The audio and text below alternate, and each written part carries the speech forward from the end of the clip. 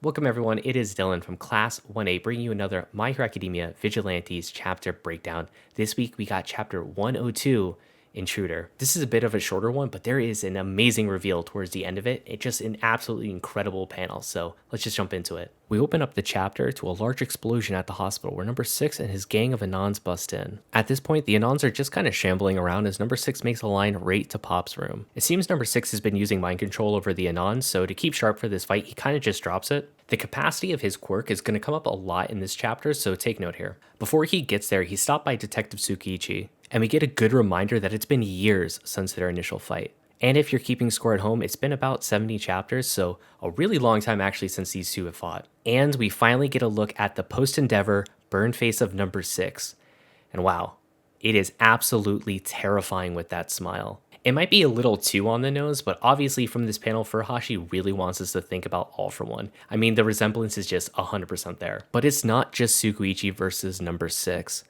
As a shot is fired from across the street into the window at number 6, we get a good cut to the planning and team up that occurred right before this, with Soka's crew and the cops. So from this meeting, we get really good understanding on how Overclock actually works as a quirk. So their whole idea is that they're going to kind of run his brain dry by just keeping him actively focused with his Overclock ability on all the time. It's literally like overclocking your computer. You can't just do it forever. You have to have like safety measures on it, make sure that's super cool and whatnot. And that's just essentially what they're doing here is they're taking all that off and they're trying to run him dry. And hopefully the end result of it is that they're going to have an opening where they can actually attack him. Number 6 isn't a fool though. He catches on almost immediately to the plan, but before he can really respond, Koichi bursts through the window and starts firing a barrage of his shooty go blam attacks at him. Again, another really good show of force from Koichi to see where he's really at now. Before, I think the last time that we saw this ability, he was just kind of shooting them one at a time. This time it's a whole entire barrage, and even though it's like only the force of like a punch, that's still like intense. Like imagine if like 20 punches were coming at you and just hit you back to back to back within, just a couple seconds. And we end with our heroes throwing everything they got at number 6 as he tries to dash out of there. Now, for the chapter itself, I thought it was a really good overall chapter. It was really awesome. We're really getting into the meat of it, and we're almost at that fight. We're so close. I can't believe how long we're actually holding on here before the fight.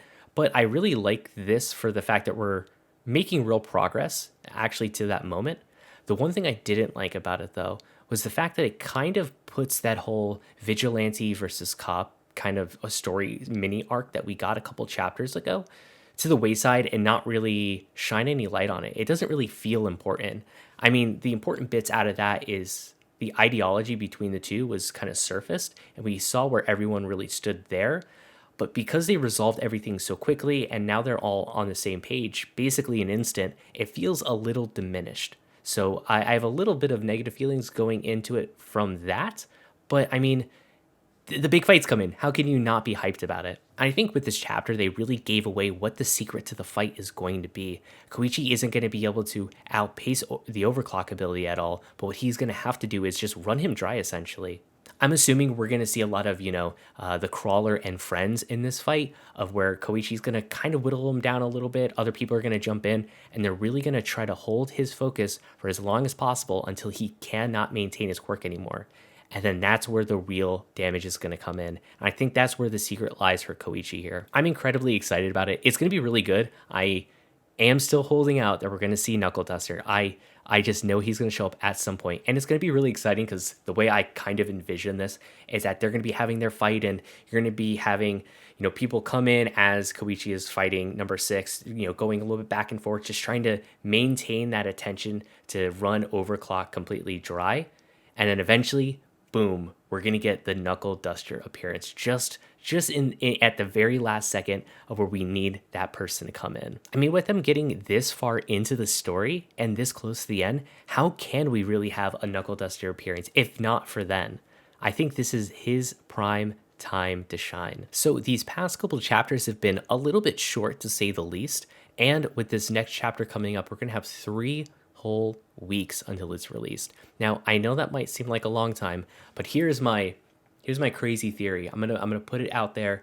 I don't know if it's gonna hold true, so don't get too hyped about it. But here is what I'm thinking. The reason why they've been kind of low key recently, and the reason why this last one might be a little bit too far spaced out, is I'm guessing Furuhashi is probably holding things back so that he can actually build this next big fight chapter out. I don't think they're gonna have like this final fight be, like 3 small chapters, like in the course of like a couple weeks. I assume he's probably gonna release one big one with a pretty epic fight. So I'm guessing that might be next because this is the time to have it, right? So get pretty excited about that because it is going to be an amazing one. But in the meantime, with 3 whole weeks in between the next Vigilantes, there's a ton of other My Hero stuff to keep up to date with because it has never been a better time to be a My Hero Academia fan. We have the manga, we have the anime that's currently airing, and they are both absolutely incredible right now. And if you want to stay up to date on all that, Class 1A is the place to be for My Hero Academia fans. So make sure that you subscribe,